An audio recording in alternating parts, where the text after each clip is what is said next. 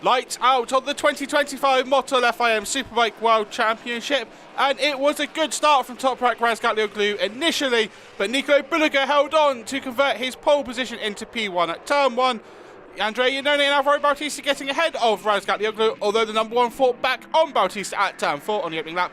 Home hero Remy Gardner crashing out at turn 4, although he did rejoin the race.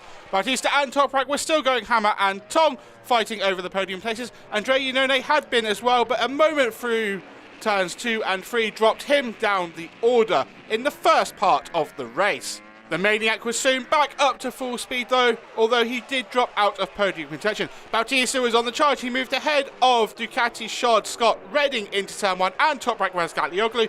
El Turco running wide and Petrucci also getting ahead of the reigning champion. Garrett Gerloff's Kawasaki debut didn't go as planned, a technical issue forcing him out of race 1.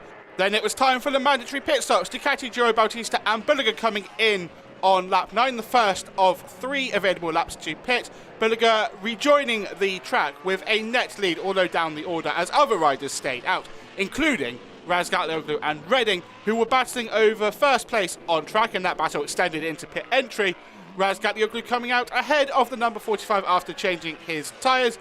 Redding coming out side by side with two-time champion Alvaro Bautista.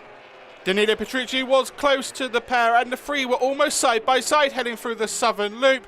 Remy Gardner's home race went from bad to us, a smoky technical issue, forcing him to retire in the second part of race 1.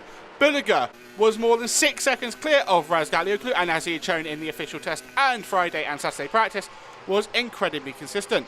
Both Bemotors were running in the top 9, Bassani ahead of Alex Lowe's, although the number 22 received a 0.6 second pit intervention time infraction penalty. It wouldn't affect him at the end of the race. Petrucci got ahead of Scott Redding as the number 9 moved into 4th. Bautista had his sight set on Razgatlioglu, closing the gap through the final couple of laps, but there was no stopping Nico Bulliger. The number 11 starting his sophomore campaign as he started his rookie campaign last year, a victory in race 1 at Phillip Island.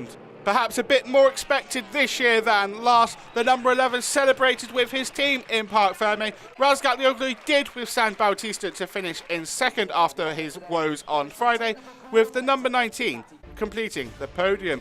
Bulliger rolled off on the final lap, but he still finished 4.8 seconds clear of Razgatlioglu with Bautista in third. Petrucci fourth, Redding fifth on his Ducati return, with Andrea Iannone, Andrea Locatelli, Alex Lowe's, Bassani and Sam Rose completing the top 10.